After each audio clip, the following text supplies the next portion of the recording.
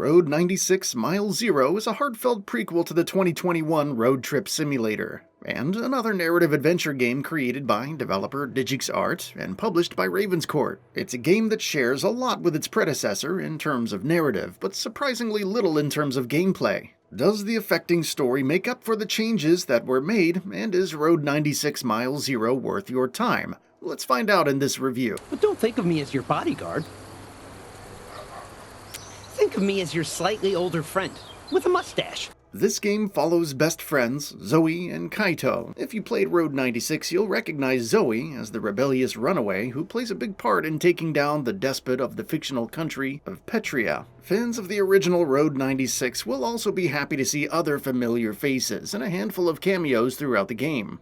Kaito, on the other hand, is probably less familiar to most people. While he's new to Road 96 canon, he is an existing character from Lost in Harmony, DigixArt's first game from 2016. You'd gain a fair bit of insight if you've played that game and are familiar with the characters and themes, because Road 96 Mile Zero kind of just throws you into his narrative. The opening moments of Mile Zero have Kaito remembering his late friend Aya, as if she is a person the player would have a connection to, although that wasn't the case for me. While you can still level with a character being sad about a friend that was lost in a tragedy, I felt like I was missing something. Like there was a piece of dialogue or a cutscene I had skipped, which was a little jarring. Similarly jarring is the game's presentation. It carries the same visual DNA as Road 96 for better or worse. It's heavily stylized, so it looks great in stills, but everything feels unrefined in motion.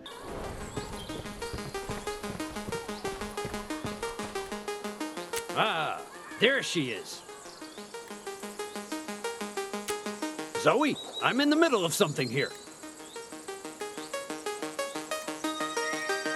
Adam here isn't my bodyguard, he's yours. There's a lot of dialogue between characters, and the attempt at lip-syncing on display, unfortunately, looks to be more like random lip flapping. This is a shame because what is actually being said is strong and even powerful in some cases. Character movements and animations are also pretty far below what I would consider the standard even for this genre of game, which gets a pass in many cases due to its focus on story rather than presentation. Movements are stiff and wooden, which did a lot to keep me from being fully engaged with the game during the regular exploration and dialogue gameplay. Thankfully, that's not all there is to do in Road 96 Mile Zero. Whereas Road 96 made an impact with its roguelike mechanics, and the many different activities and diversions you could get up to, its prequel seems more content to inject gameplay and even occasionally deliver some story through a particular style of gameplay, a rhythm-based runner. Your character is usually on some kind of skateboard or rollerblades. That feels a lot like Sayonara Wild Hearts with shades of Sonic Adventure. There are lots of cinematic pans around your character while they're on a linear path, lots of loop-de-loops paired with dramatic zoom-outs, and plenty of jumping or ducking to avoid obstacles.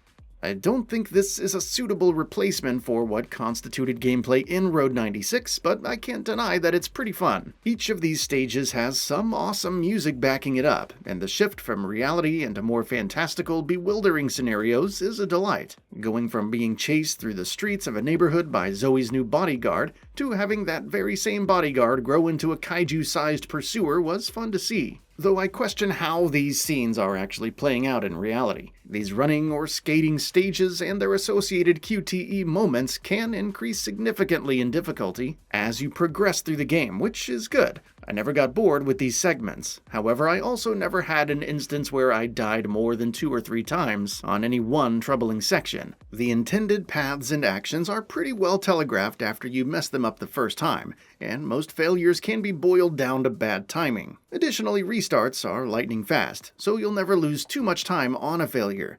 The overall balancing of the difficulty and handling how failures work is well done. There are a few other forms of gameplay throughout the game, including a pretty hilarious on-rails shooter, where your bullets are newspapers, but the majority of them are these skating segments. Something else that was changed from Road 96 to Mile Zero is the health, or more accurately the status bar on the top left of the screen. Whereas this meter indicated a character's stamina or restfulness in the previous game, it now represents Zoe's certainty about the political state of Petria. This is where the best parts of Road 96 Mile Zero come into play. The unlikely friendship between Zoe and Kaito and the politics surrounding their respective situations are the driving forces behind Mile Zero. Zoe is the daughter of a powerful government employee and lives a good life in a big house, while Kaito's family are workers who are viewed and treated poorly amongst the higher class while living in an apartment below street level. We know Zoe's ideological stance throughout the original Road 96, but seeing and playing through the events that got her to that point was very interesting. One skating section in particular has Kaito trying to convince Zoe that things are not great in Colton City and that President Tyrak is basically evil. As you skate and avoid obstacles, you get to see the same city from each of their perspectives,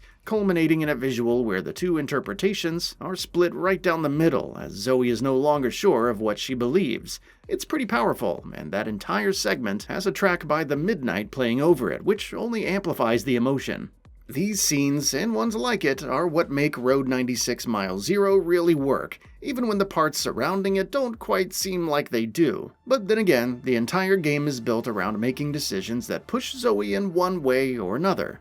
But the nature of the game being a prequel means that we already know what happens to this character after these events. This makes the decision-making feel less important and maybe even a little misleading in practice. Though it works for the game's relatively short runtime, Mile Zero can be completed in roughly half of Road 96's 8+ hour runtime. This review covers the PS5 version of the game, and it's worth noting that the frame rate didn't feel entirely smooth. This is, of course, not super important for an adventure game, but the style of the game paired with the power of the PS5 should have resulted in a smoother experience. Which leads me to believe the issue is down to optimization. The strange storybook-style pop-in that appeared in the original Road 96 is also present in Mile Zero, though it is less significant. Well, that was fun.